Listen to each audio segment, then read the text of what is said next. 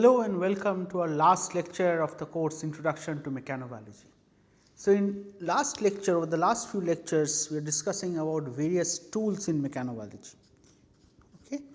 Among the tools I introduced hydrogels, okay, AFM,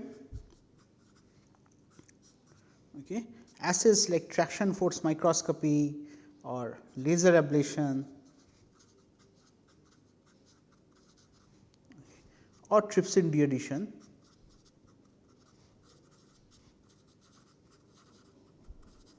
okay, for probing the contractility of cells, okay, AFM for measuring stiffness of samples, for imaging topography, okay, for also doing adhesion measurements, etc. Okay. And the last class spoke about soft lithography, okay. And using this you can regulate cell shape, or you can use micropillars, or you can fabricate micropillars for traction as an alternative to TFM.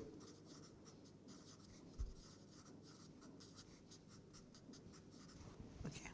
So, I had briefly talked about one study which linked cell shape or cell spreading area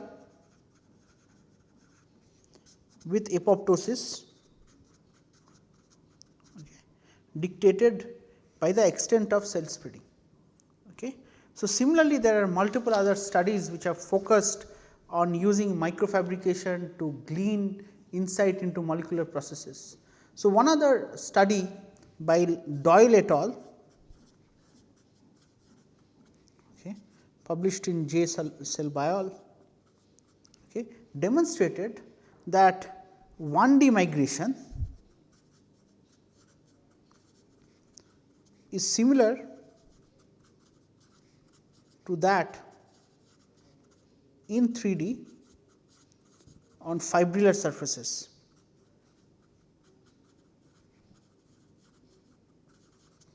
Okay. So, by fibrillar matrices I mean aligned collagen matrices or similarly. So, how did they go about doing that? So, what they did was they patterned these lines which varied in their width W, okay, and they tracked. So, you have these lines, you plate cells on top of these lines, okay, and you track their migration, and what they observed, okay, what they observed as a function of width. Okay. So, what they observed as a function of width was as the width increased, okay, as the width increased there was a drop in the extent of migration. Okay. In 1D lines, okay, as your increase in width your speed dropped. Okay. I do not want to discuss this study anymore, but I refer you to this paper. It would give you an insight as to how cells migrate on fibrillar matrices. So, today I would introduce another tool in mechanobiology. Okay. So, this is called FRET. So, what is FRET used for? So, FRET is used for probing protein-protein interactions.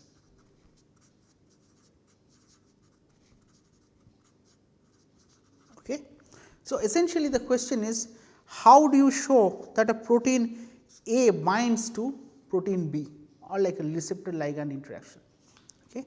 So, if you use imaging, so all you would get information about co-localization, but this is not enough to say A and B interact, because we know, for example, at focal adhesions you have greater than 100 proteins which localize. Okay.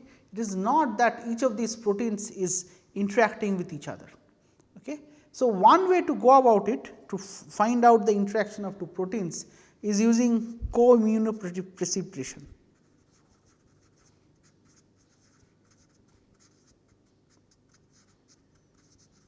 Okay. So, what is done in this approach is you collect the cell lysate, let us say, and incubate with beads, okay, which are coated with antibody against A, let us say. Okay. So, we are proving the interaction of A and B. So, these beads will get rid of all those protein aggregates where A and B are attached to each other. Okay. Then you purify this component. So, you purify, you run on a gel, and then you can probe it with the antibody to B to see if you get a band. Okay. So, this is of course a useful technique, but what this technique does not give us information is about dynamic interaction. So, because it depends at what time point you are collecting your lysate. Okay. But if this interaction is dynamic, let us say at different stages of time or spatially regulated, then you will not get this information, because by collecting this you are getting an average response. Okay. This is where the technique of fluorescence resonance energy transfer is useful. Okay. So, FRET is short form for fluorescence resonance energy transfer, okay. And this involves the transfer of energy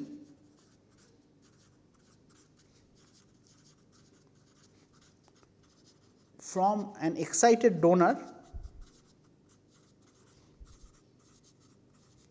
okay, donor fluorophore, to an adjacent acceptor fluorophore. Okay. So, generally what is commonly used is CFP and YFP. These are all variants. Okay. So, these are color variants of green fluorescent protein. Okay. So, what you have is for these two proteins, these two fluorescent molecules CFP and YFP, your excitation, okay, is at 440 nanometers, emission is at 480 nanometers for CFP. Okay. But the excitation peak for YFP is 510 nanometers, okay, and the emission is at 545 nanometers. Okay. So, now what you can do, so what has been showed, okay. So, so if you have during the lifetime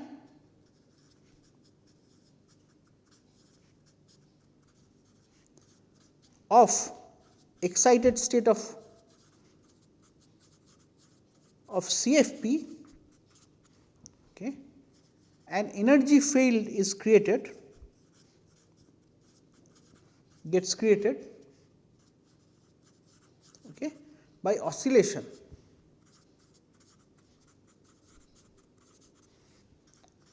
of the excited electron. Okay.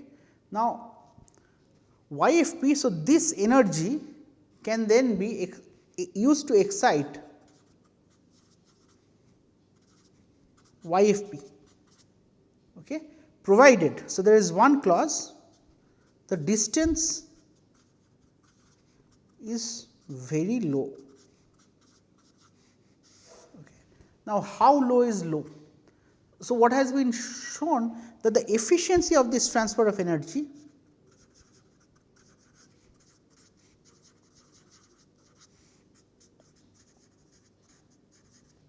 okay, you can have this okay, decreases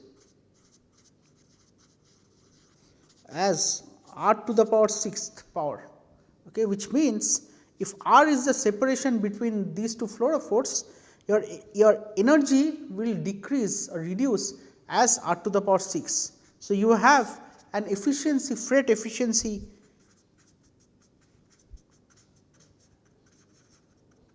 okay, which falls off really fast, and this fall off. So, let us say beyond 60 nanometers, 60 angstrom, your freight efficiency is close to 0, okay, 60 or 70 angstroms. So, essentially your floor to floor distance has to be less than 70 angstroms to be detected by this method. Okay. So, now what do you do in this freight take?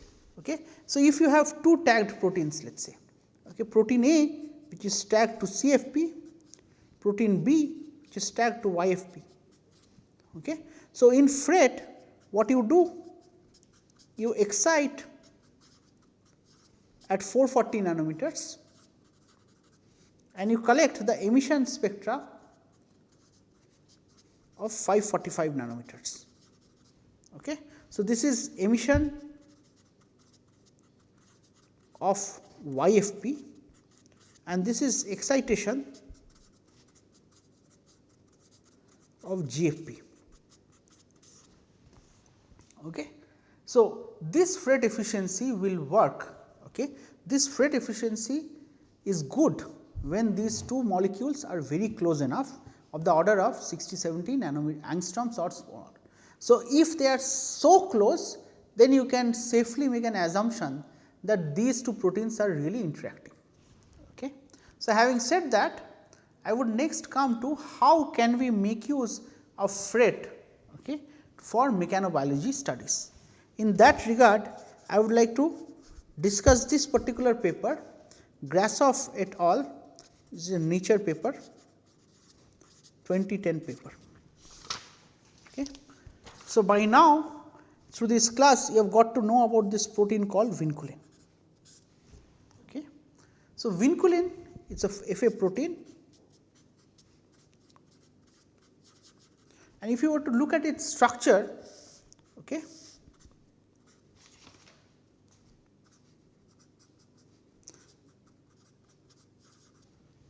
you have a head domain and a tail domain which are connected by a flexible linker. Okay.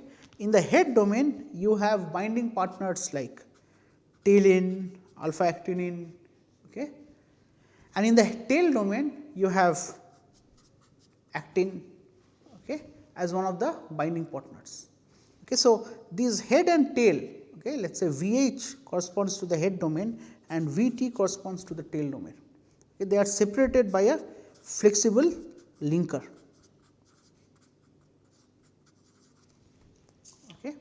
Now, binding of VH, okay.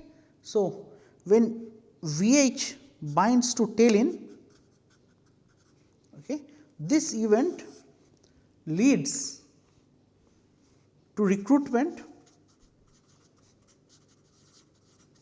of vinculin to focal adhesions, okay, and VT, as I said, binds to actin and paxillin. Okay.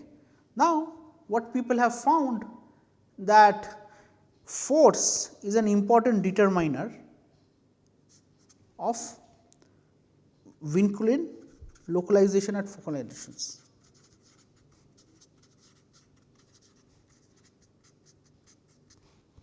Okay. And vinculin deficient cells, okay, they display faulty spreading and migration.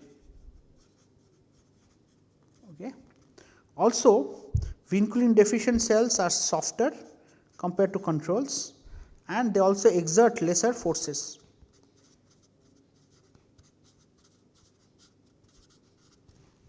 Okay. Now, vinculin is also assumed to be an important part of the molecular clutch.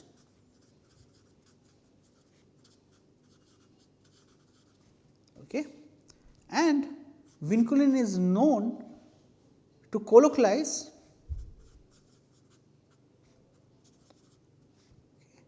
with areas of high forces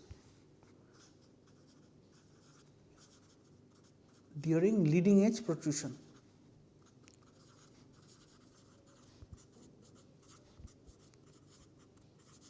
Okay. So, based on all of this, people have thought that vinculin participates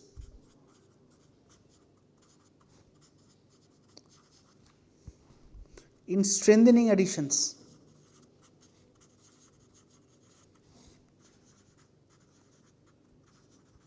Okay.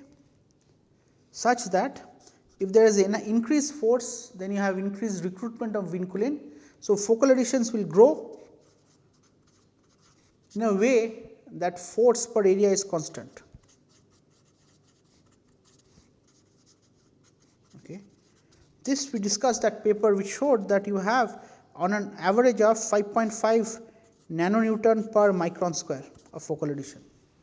Okay. So, they wanted to understand what happens to the structure of vinculin when you expose it to force. Okay. So, in this regard, okay, so they made use of a construct, okay, which they named as the tension sensor. Okay. So, what is their tension sensor design? So, what they did, so you have the tail domain of vinculin, okay, the head domain of vinculin, okay,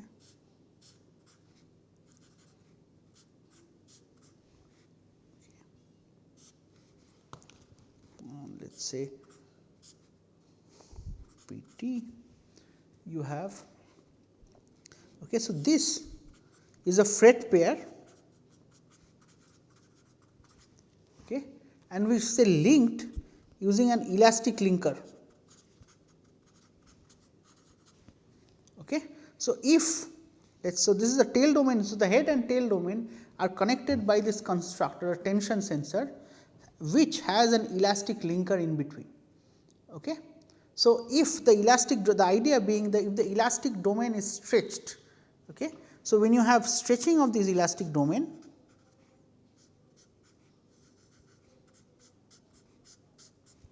okay, in this configuration your fret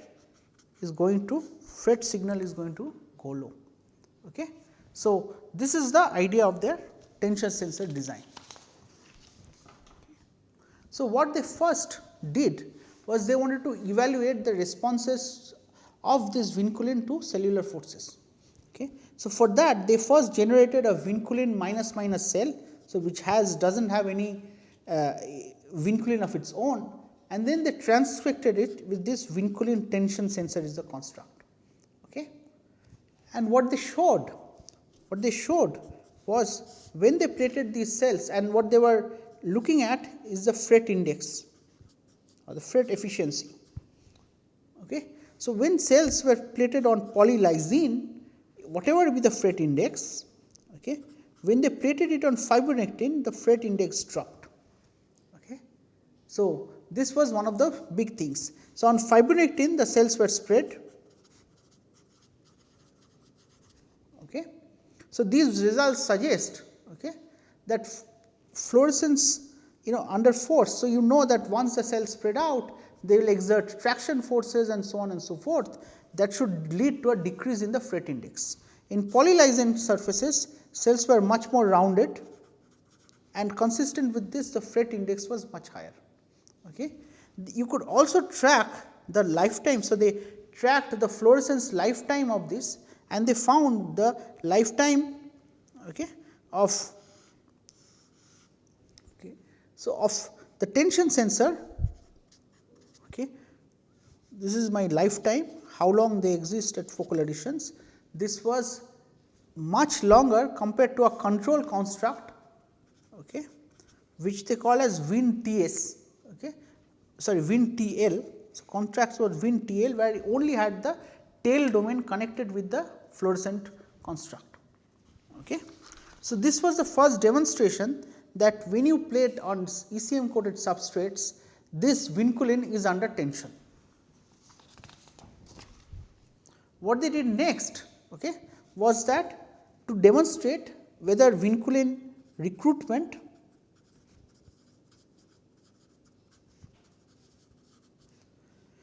to focal adhesions is force dependent or not.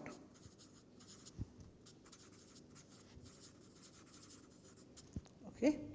So, whether recruitment correlates with force transmission, what they did was they took cells, okay, and treated with two contractility perturbing drugs. One is Y27362, which is the ROCK inhibitor, and they used myosin 2A knockdown cells.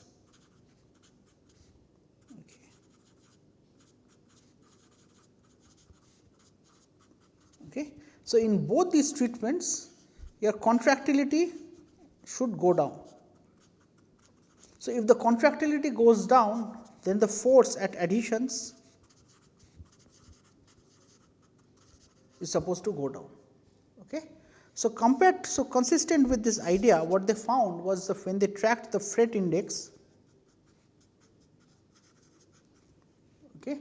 So, if this was the average fret index when you have the tension sensor construct under control conditions, when they knocked down 2A or Y27632,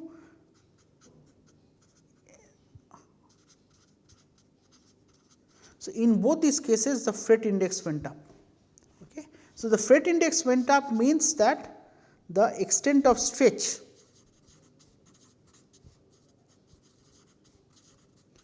of the elastic linker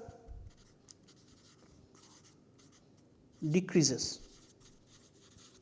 Okay. So, this shows that there is this association between forces and its localization during adhesion. Okay. They extended the study to ask that how does vinculin localization or tension in vinculin vary during cell migration. Okay. And for this purpose, what they was, they tracked the fret signal from the protruding side of the cell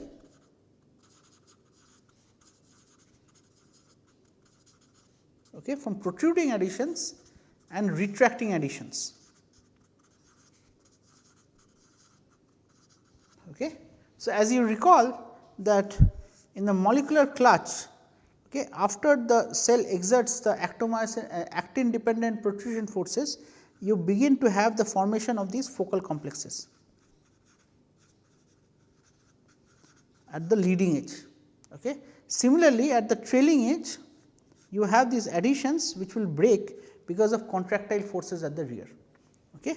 So, what they found was, compared to the protruding edge and the retracting edge, when they compared the fret signal, they found that at the protruding edge the fret index was lot less compared to the retraction edge. Okay. So, this shows that higher fret index means lower force. Okay. So, to look at this in greater detail, what they did was they correlated fret index with focal adhesion size. Okay. And they found at the protruding edge, so they have two axes, one is your fret efficiency and one is your focal adhesion size.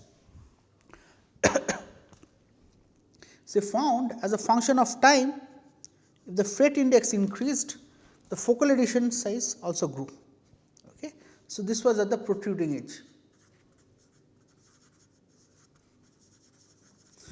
At the other edge,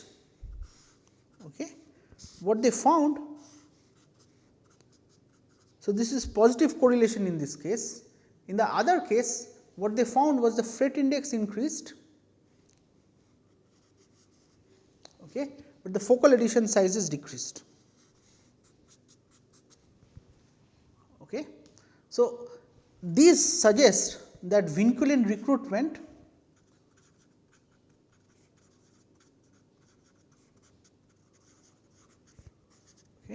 and force bearing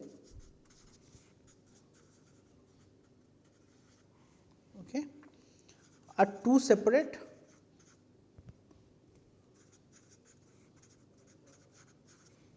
events.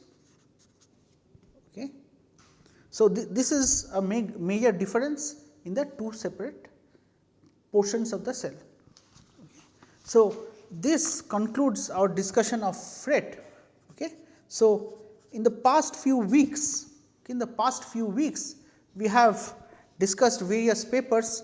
I would like to list what are some of the reading assignments that you would have to do for the last 1 week.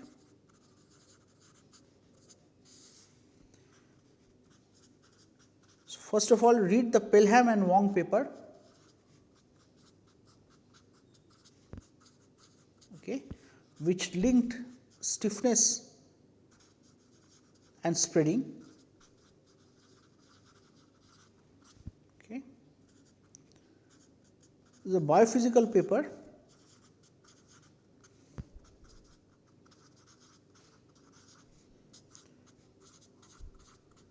Okay, so it showed the collective influence of ECM stiffness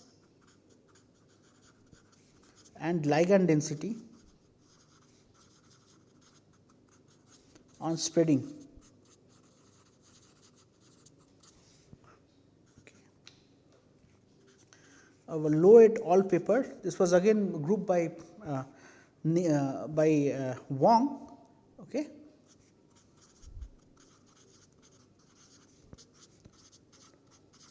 So, this demonstrated, sorry, it is 2000, demonstrated neurotaxis. Okay.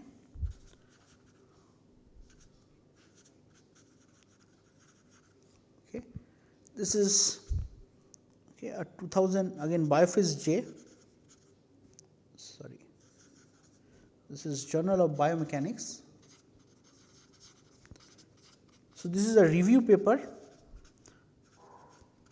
okay, which discusses how you can combine optics and mechanobiological tools for probing mechanobiology.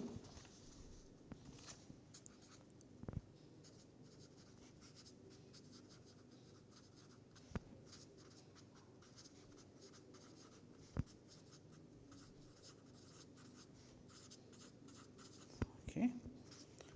This is a paper introducing trypsin deaddition as an assay for probing cell contractility.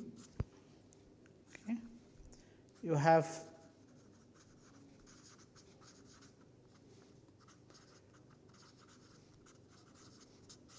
this is a 2005 paper which introduced laser ablation for probing contractile mechanics.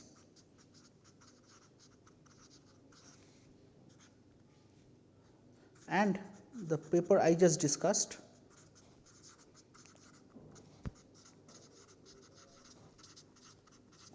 okay, on Vinculum tension sensor. Okay. So, this concludes our course. I hope you have enjoyed this course, and I welcome you to read many of the papers which are listed in one or more of the papers that I have suggested as reading assignment, where you have references to many other papers which discussed some or other mechanobiological contexts relevant to cell behavior. Thank you for your attention.